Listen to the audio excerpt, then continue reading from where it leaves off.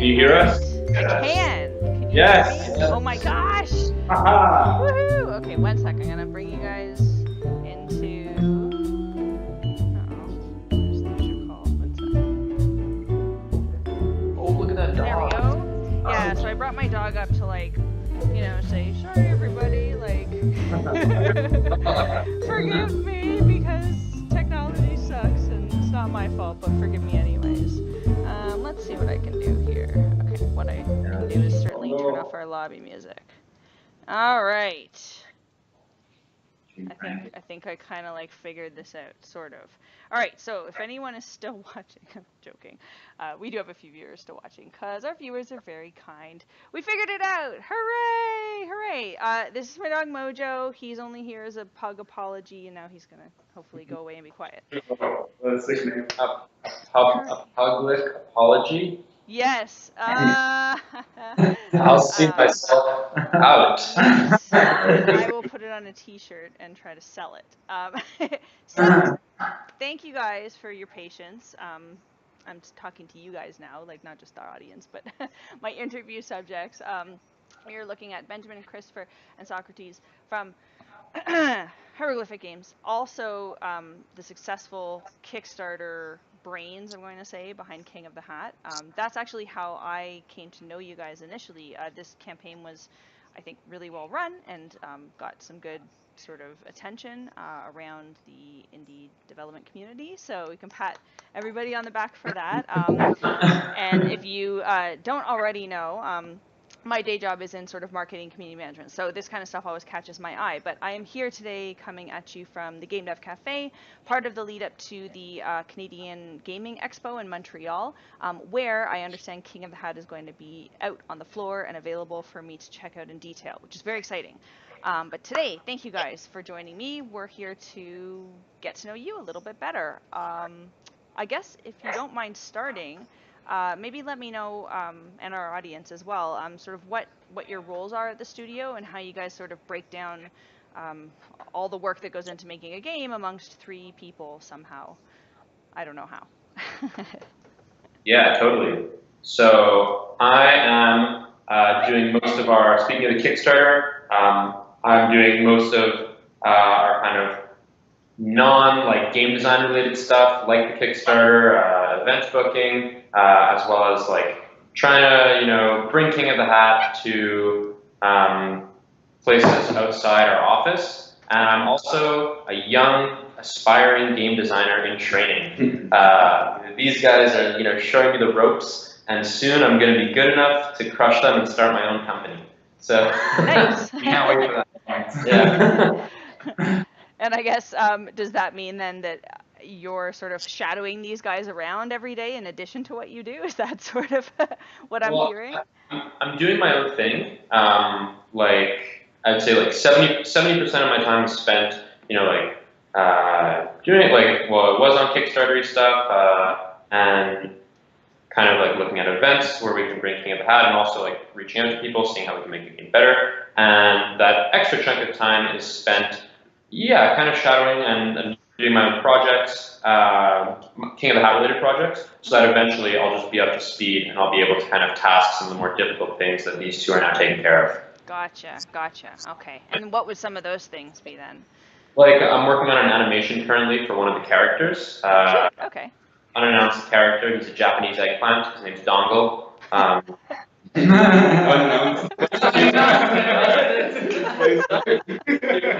went from unannounced to announced. I was just gonna say that was easy. What a scoop! So yeah, that's just one example of one of the other tasks that I take on. Cool, awesome. And then for myself, I do character balancing, level design, UI, the visual effects, a lot of just general design that I share with these guys while we're trying to figure out exactly what the story is going to be, how the game should feel. Pretty sure that sums it all up. Also QA. Yeah, I do a lot of QA as well, a lot of testing with random people.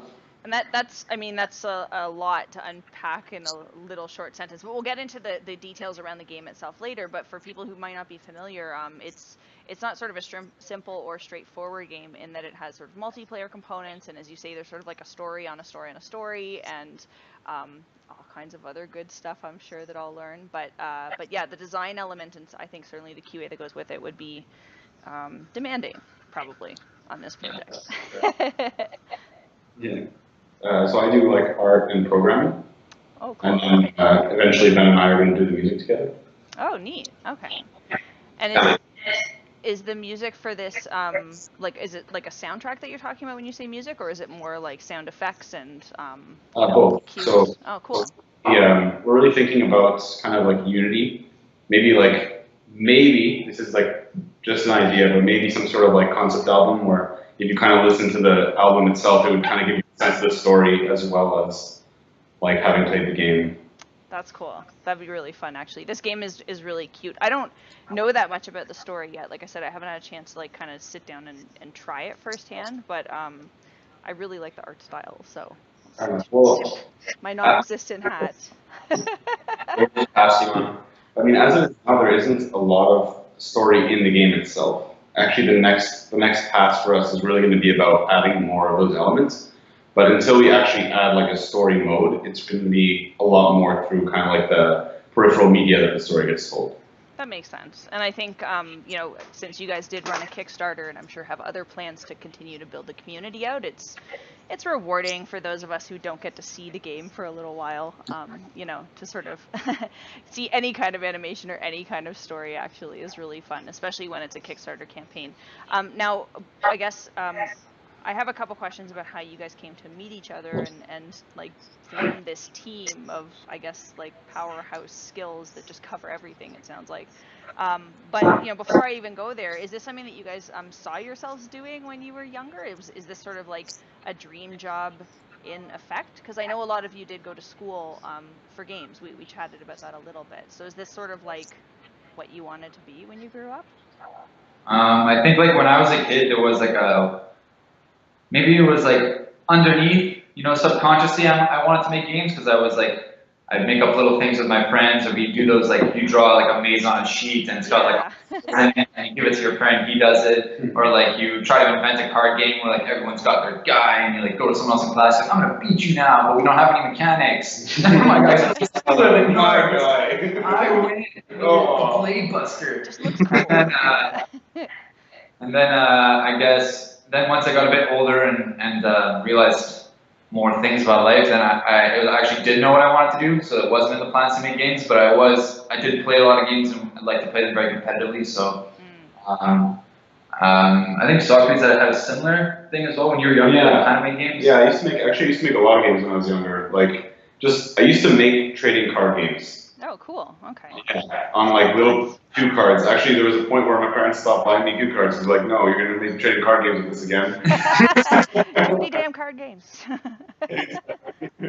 Yeah, but look at you now, see? And then it came to a point where Socrates and I were in, we were at Marianopolis, which is a cégep in Quebec, basically pre-college for people who don't live in Quebec and don't know what it is. But we met there, and then we met in badminton class. Oh, cool. Yeah, we were playing each other in badminton. And I was always losing. But for game design reasons. Yeah. Yeah. Of course, a poorly designed game. Yeah, Chris needs to be nerfed. Yeah. Don't know me. But so then we started to hang out afterwards and realized we both played Magic the Gathering, which is a card game. And then eventually we were just having like we were just like talking. We're like, man, I do not know what I want to do with my life. And he's like, yeah, me neither. Yeah, because we both kind of failed not failed out of school, but we just did so dismally that our options were so incredibly limited. That could be helpful. I mean, how it led to make a decision. Well, it seems to have worked out okay. I guess in that sense, it's not necessarily a surprise that you guys are doing what you're doing now. Then. Well, the thing about us is that we're very impulsive, and we're very kind of like we're bad at following structure, but we're very good at doing things, just like moving. So it's just kind of like a natural state for us to do stuff.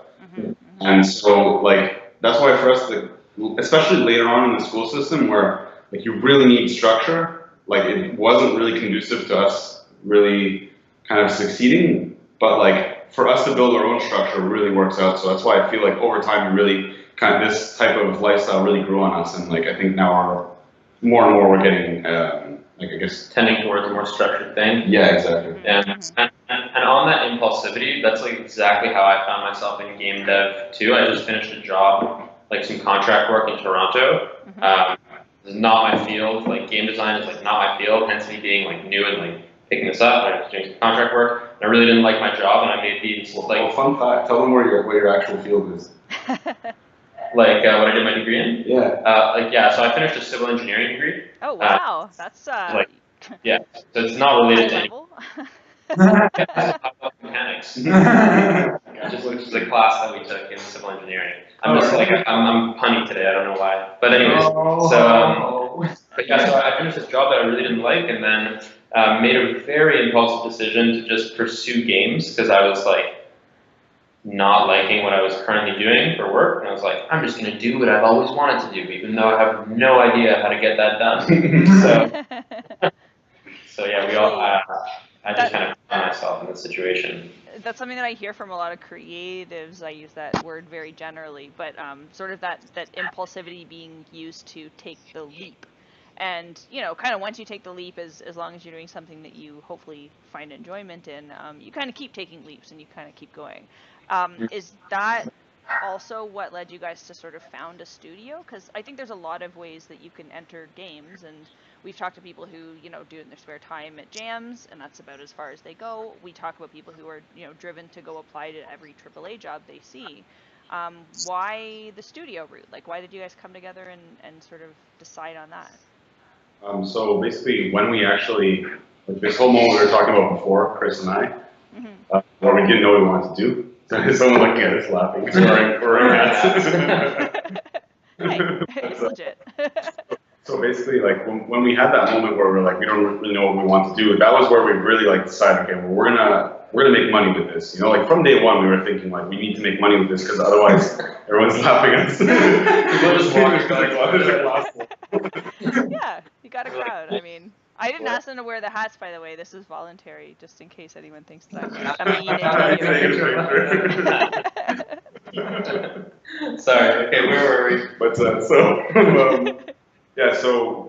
from day one, it was like our intention to make money with the games that we're making. But like when you do start on day one, it's really hard to actually like pull a salary because I mean you don't really know what you're doing, or maybe you do know what you're doing, and like I mean for our situation, we didn't know what we were doing. We were complete beginners. We had no experience programming, making art, designing anything. Like the only experience we had was that I had done like several years in music, but it's not enough to make a game. Right. And so basically throughout that entire process, like we built the studio from day one, but like the studio wasn't successful. I mean, still isn't like fully successful as far as like our vision of what success would be. Yeah. Totally. But what's it called? I think that like from day one, it was our vision to have a studio, to have our own thing that's like our creation, you know? It's very unconventional compared to a lot of the people that we're meeting now that are in the industry, because a lot of them went to go work in AAA first and then was like, okay, now I understand enough, now I'm going to go and start my own studio because they either don't like the structure or whatever, they don't like something happened or an opportunity came up. Yeah. Right, but right. we just like totally blindly made the company and then learned everything on the fly. Yeah. I would say what really drove us is probably short-sightedness. Yeah. Yeah. And I guess, I mean, you're obviously committed at this point because you have a Kickstarter campaign that, you know, is funding your game.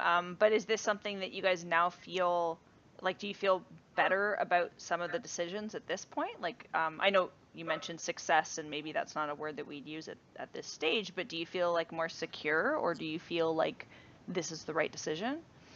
Well, I think success is like, it is a word to use at this stage, but it's important to realize that like, this is already like hit a level of success that I like never dreamed of when like, I started to go in the video game industry. Yeah. So, you know, like we've funded a Kickstarter, like that is a level of success. And it's like, huge, yeah. Yeah, and it's important, like even if like that funded Kickstarter is not going to like completely fund your studio and next game, it it doesn't matter. Like it's a rung on the ladder, or if you want like a tree or a branch on the tree or whatever. So that is success. Of like, yeah, that is like a layer of success. And yeah, we just gotta keep climbing. just gotta keep kind of like setting more goals and working to like keep them modest, but also challenging and moving up. Absolutely.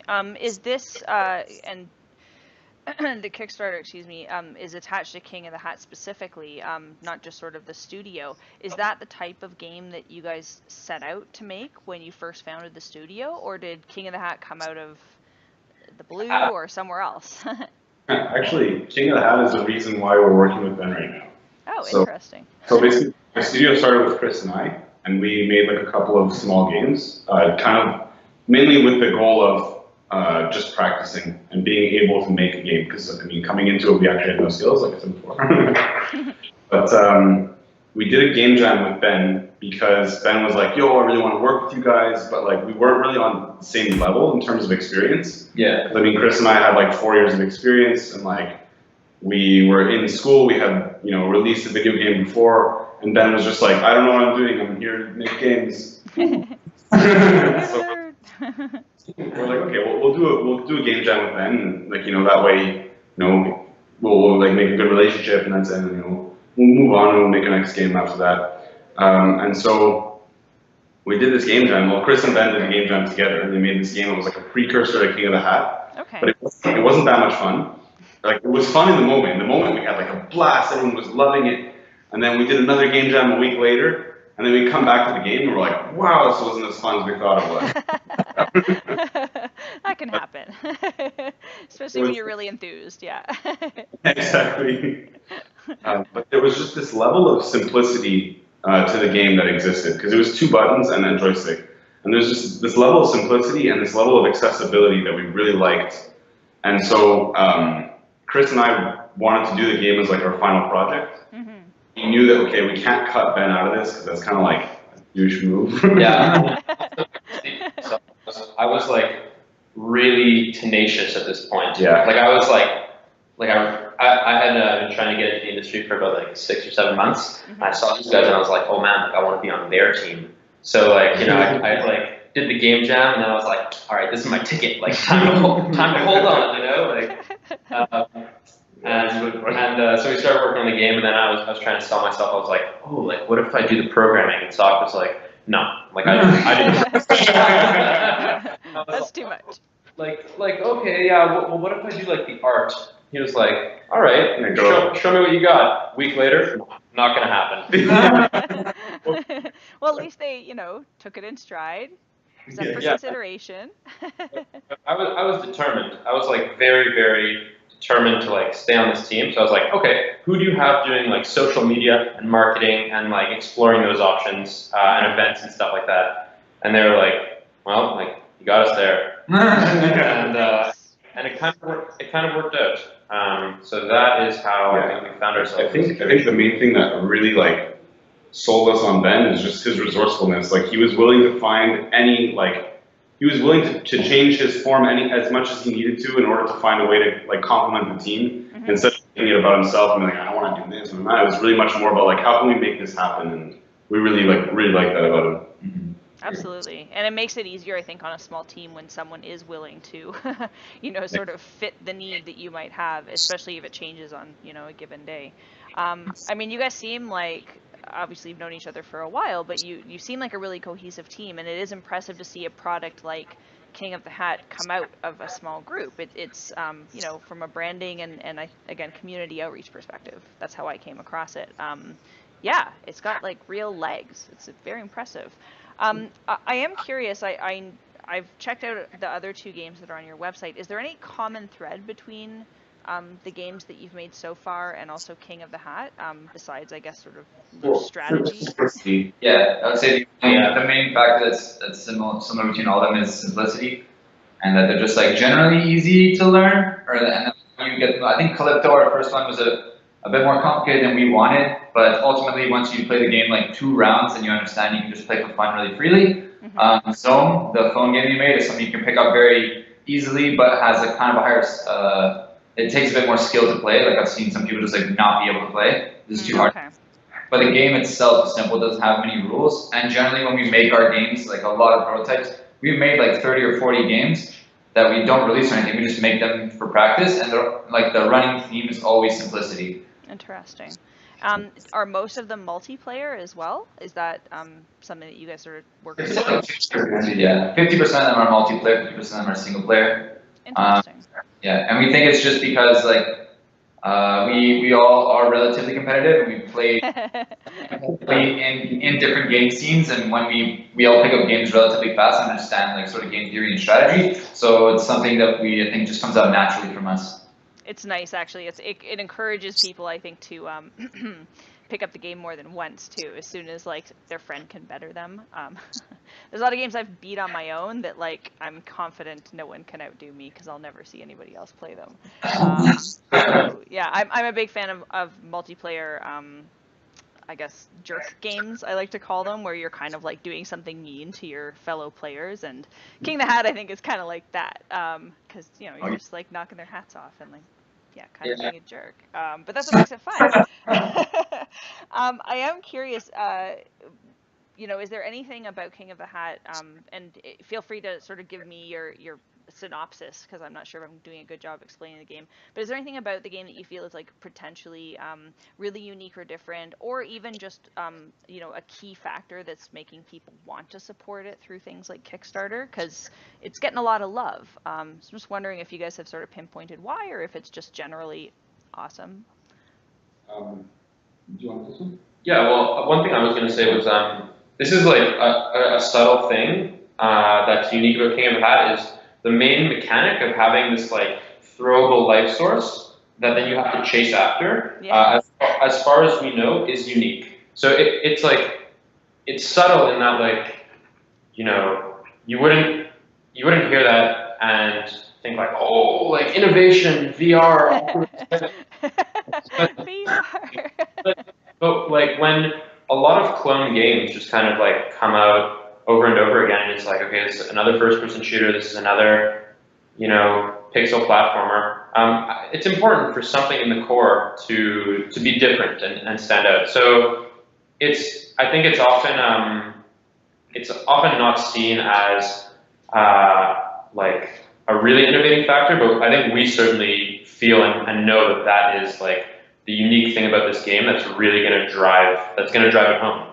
I would also like to add though, just that we have that innovative core, and we also have another really strong focus on characters. And I think that like there's kind of two aspects to that. It's like the characters and then the character of the entire game.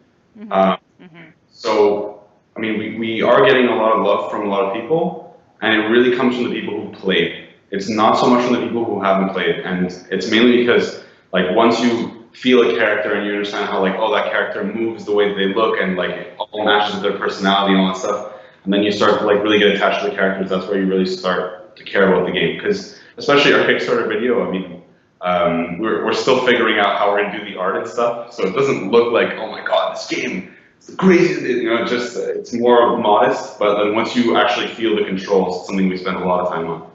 Yeah, and I think that even just the animation, the movement in the game speaks to some of that. You can tell that it's snappy to play. I don't know what the exact word is for that, but as a user and the way that the inputs work, especially in a multiplayer game, it kind of has to be fun. You know, it's going to be repetitive and redundant. The characters are also super cute. I know you guys say that your art's still being finalized, but like every team says that, honestly. I see so many projects early, including the one that I work on, and yeah, it's like it's adorable. I really like it. Is there any particular inspiration for the story or any other game that you guys were sort of working from when you thought of these characters, or is it just original craziness from your own head? I guess it's kind of a commentary on real life, I guess. In a way, because so I guess hopefully you ran out a bit of the story. In this world, everyone's born with a unique hat on, which is kind of like their personality in a way, and everyone's hat contains their soul, and basically no one can die in this land unless their hat gets destroyed in some way.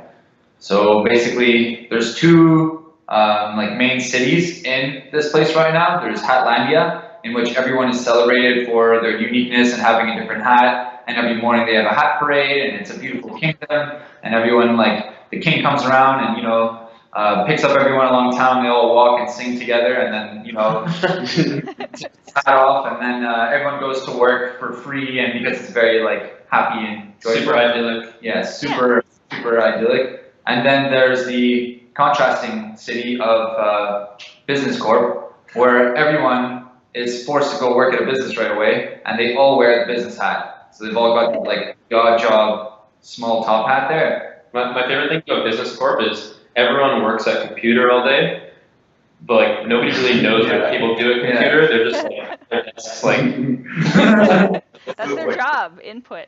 Yeah, that's their Ask job. questions.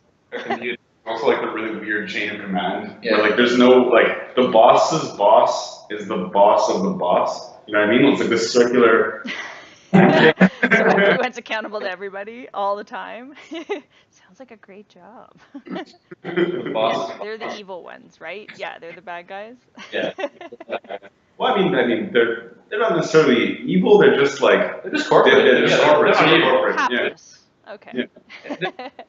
Yeah, they're just matter of fact, you know, it's just business. It's not like Trying to make money. it's not evil. It's not like these are dark motives.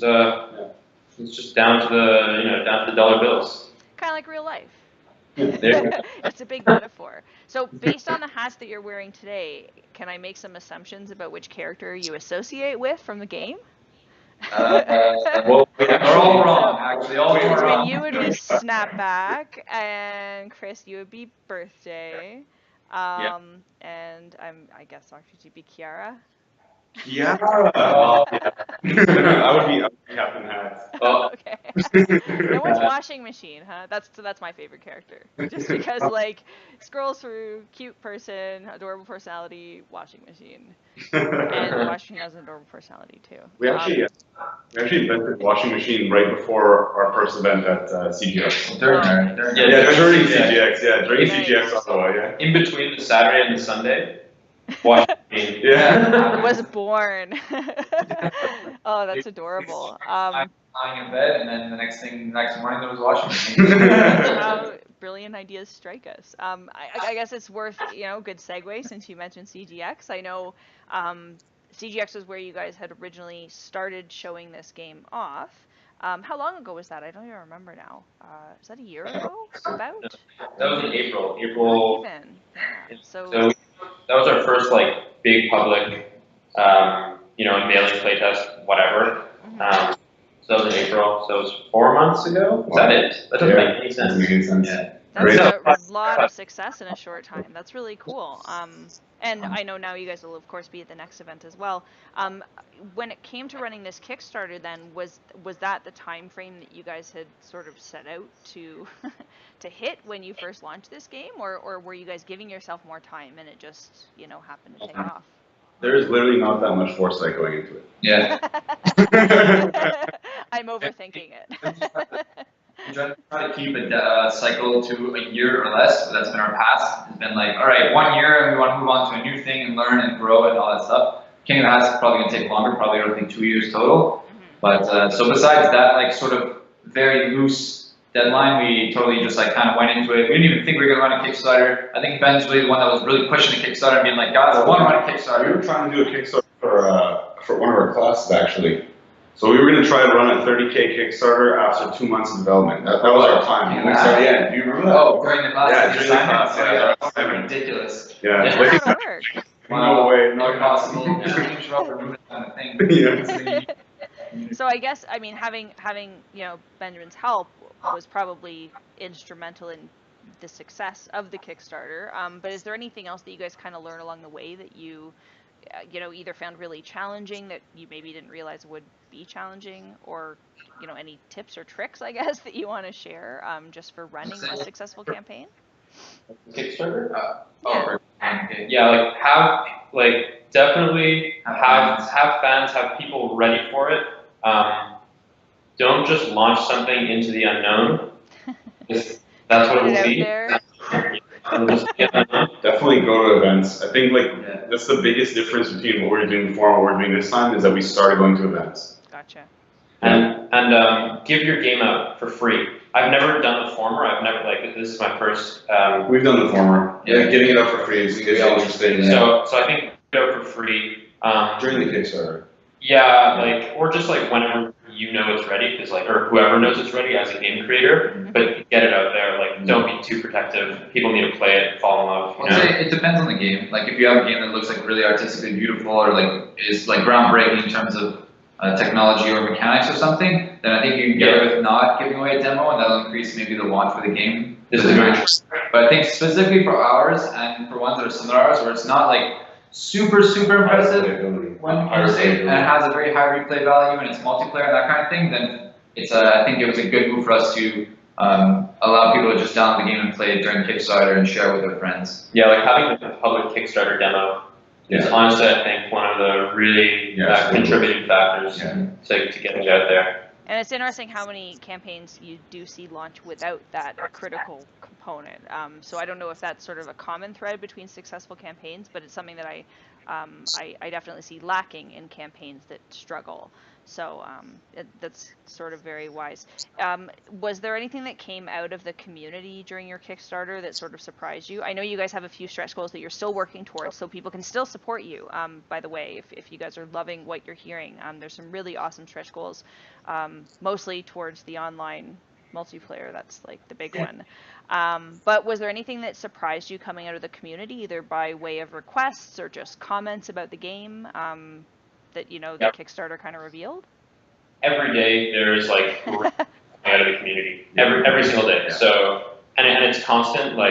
Our community, the community for this game is lit. It's lit. Yeah. Very close. That's awesome. And it's definitely will be instrumental in just making this game as good as it can be. So too many examples to list, but just just so much good stuff, rapid fire, they're one guy's there's an infinite combo over here. We had our bug thread blew up. That's always great, but I mean it is great, but yeah. There's people giving new character ideas and new asking about the story and really pushing how far have you actually thought about this, and it really drives us to really flesh it out and make it. And also, don't forget the memes. So memes.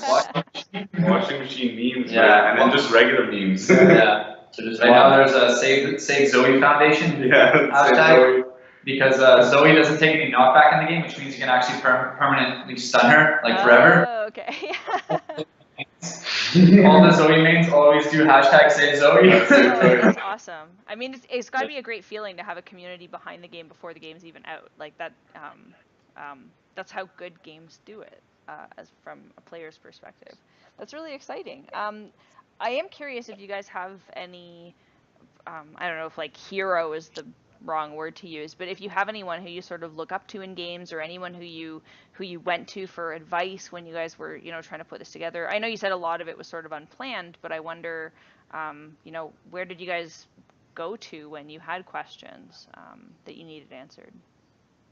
Well, in our program we met a lot of really amazing people, because all of our teachers weren't teachers, they were people in the industry, and the one who created the program, Osama Doris, he's been a huge figure in our life for the last 2 or 3 years now. We meet with this guy once every month, and we just have a great time, asking a bunch of questions. He rips us a new one, and then we go home and think about how ripped it is. Yeah. I know Osama well, actually. I've interviewed him as well, but he was at an event this weekend, and yeah, he's a great guy. That's great to hear him named as well, because I hear his name floated so often around mentorship. And I'm glad that he's giving you guys straight up advice too, because he's a super nice guy. So I can't picture him kicking anyone's butt. But when he gives straight up advice, he always has it. It's awesome. He's just okay, I'm gonna be honest with you now. That's awesome. Well, I think that the success that you guys are seeing seems really well deserved. I'm really excited to check out the game, and I guess, kind of get my hands on it. Because as you say, it is one of those games where when you play it, I think it resonates differently from just seeing it. I watched some people's comments online. I'm really keen on you guys introducing that online multiplayer mode, because there's a lot of friends that I have who are not local, and I would love to challenge them to something like this. I guess, you know, CGX is coming up, so we talked about being able to see the game there. Are there any other events that you guys will be attending in the near future that you might want to shout out, or anything that you're thinking of attending? Yeah, we're going to be attending MIGS at the Indie Pod. Oh, nice, awesome. And well, not confirmed yet. Okay. So hopefully we'll be attending the MIGF, which is the Montreal Indie Game. Yeah, it's combined with. It's with Mega this year. Mega and MIGF. Yeah, Mega and MIGF are paired together. So hopefully we get in. Nice. And if we do, we'll be attending that as well. Awesome, awesome. And you know, obviously, once we see you at CGX, we'll be sure to come and check you out, and we'll have something for the GameDev Cafe audience as well, so you guys can see a little bit more about King of the Hat. Thanks so much for your time today. I guess the final question that I have, and I did warn you that I was going to ask this, but I'm curious to know if you have any advice for other either game devs or students, but basically people who aspire to be in your position, people who, you know, would love to have their own studio, would love to be making a game kind of that they didn't really plan too much, but is just, you know, has an awesome community and they're having fun with. How does someone get to this point? You know, what advice would you give yourself 5 years ago? Okay, definitely focus on what you're good at and practice really hard, because other people that you're competing with are practicing really hard. You know, some of the people that you're competing with as game dev are doing 8 hours a day, every day, and it's like their regular job. So if you want to compete with somebody like that, you have to be able to match that at least. Secondly, find people that cover your weaknesses, because you will have weaknesses. Everyone's a person, nobody's complete, and you need somebody or some people who are going to complement what you're good at. Like no man is an island. And then get mentors. Find people who can show you all the mistakes before you make them, because every mistake is costly and you only have so much time to actually do what you want to do.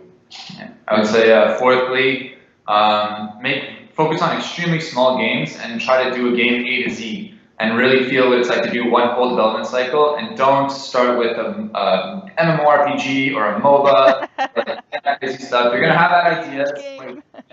We started, we were like, all right, we're gonna make the best MOBA ever. And then like, after 1 month of design, we're like, wait a minute, we don't even know how to program or do art or do anything. What are we? It was lofty, that's all, yes. Flappy Bird is a great one. Just like make games like Flappy Bird extremely simple, try to figure out what make things fun, that kind of thing. Do a project A to Z and then slowly like spiral up into bigger and bigger projects. But really start small. And I think definitely remember that if you're just starting out, remember that you're still learning things. Don't take things too personally, and also reward your efforts and reward your successes, even if they might not be like massive things at the beginning. You know, like if you're really just starting out, you're doing tutorials, you're like installing Unity, doing whatever, like reward that behavior, because there is that startup cost. You know, nobody just kind of like starts games and is a master. So definitely like reward that beginner stage and just keep doing it. Yeah. And I'd say the last thing would be, unless you guys want to add anything afterwards, would be to like definitely integrate yourself into the community. I think that's something we're learning a lot from Jason De La Roca right now, who like I guess great mentor, yeah. Great guy, great mentor, looking out for us. He's been taking a picture of us before. He's really on our ass about the entrepreneur side of things and really the hustle part of it, and that he always reminds us every day that it's not just about game development, it's also about going out, networking, meeting people, being seen by people in your community. So like we just recently moved into Gameplay Space, which is a co-working space with a bunch of other studios. So and since we've been here, I just feel like we're seeing more now, and we've leveled up one rung. Yeah, I guess I'll just close it up with just the question is like, do you want to make games for fun, or do you want to make games for money? And it's two different processes. If you want to make a game for fun, you can make whatever you want. You don't have to anything. But if you want to make a game for money, then you're accountable to the people who are paying you money, and you're accountable to make something good. So it's a long process, and it's a long journey. That's excellent advice, and actually encapsulates everything I think that we've ever heard from any game dev as far as advice. You guys got it covered. What a complimentary team. Awesome. Thank you so much, you guys, for your time, and honestly for giving like a little glimpse into what it's like to be on this kind of crazy train ride where, again, you have a crowd hungry for your game. That's really, really exciting. I will definitely be visiting you on the floor at CGX, so I look forward to playing King of the Hat and checking it out. In the meantime, you guys can check out the Kickstarter page if you're watching now. We will be sure to link up this interview on GameDevCafe.com, so you can check it out if you joined us partway through, or if you're looking for links to any of the games or the studio. We've been talking with Benjamin, Chris, and Socrates from Hieroglyphic Games, and I guess on a final note, I will ask you guys, because I didn't actually get to this question, but is there any game from your past that you consider especially inspirational or memorable? I always like to ask for the nostalgia bit. It's Thursday, so technically, you know, Throwback Thursday, yada yada. But yeah, that's kind of like a fun last thing to ask you. From my okay, so from our past, like we still don't play these games because I've been playing Smash Bros since I was a young child, and that game is like so integrated into like who I am as a person. So, and it holds up. Yeah, like, yeah. you know, King of the Hat is like, which is okay, yes. yeah, it holds up. But one that I like haven't played from my past would probably be like Myst or Riven. Nice. Oh man, those games. Whew, that's an experience. Deep, yeah. Yes. And most of your life will go to it if you haven't played it. Beware. For me, although Super Smash is definitely like same as Ben, sort of a part of me, and I played that a lot as a kid. I think the games I've played the most are Dota and StarCraft. Oh, yes. Nice. Yeah, for me it was probably the one that had like the deepest emotional impact was Final Fantasy X. Oh, it was just the story arc there was absolutely insane. Tripped me out. And then also Grandia 2. And if anybody's ever played Grandia 2, that was a sick game. I have never played it, but you're the second person in the span of like a week to bring that game up. So, yeah, every now and then stars align and I find something that I have to go check out. Awesome, guys. Well, again, thanks for your time. Thanks for your game, sort of nostalgia and recommendations. And I will see you at CGX in a few weeks. Sounds awesome. Thanks so much. Awesome. Thanks everyone else who tuned in and sort of bared with our technical difficulties. I'm Karina, and we will see you soon on GameDev Cafe. That's all. Bye.